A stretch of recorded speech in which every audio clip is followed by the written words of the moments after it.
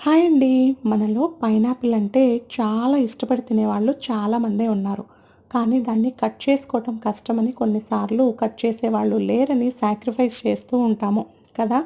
ఈజీగా ఇంట్లోనే ఎలా కట్ చేసుకోవాలి పైనాపిల్‌ని అనేది ఇవాళ నేను చూపిస్తాను. మీరు కూడా ట్రై చేయండి.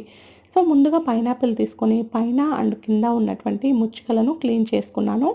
తరువాత నార్మల్ వెజిటబుల్స్ కట్ చేసేటువంటి చాకేనండి. నేనేం సెపరేట్ చాక్ తీసుకోలేదు. దీంతో ఇలా పైనాపిల్ పైన ఉన్నటువంటి పొట్టు మొత్తాన్ని రిమూవ్ చేసేసుకున్నాను. రిమూవ్ చేసిన తర్వాత పైనాపిల్‌ని స్లైసెస్‌గా చేసుకోవాలి.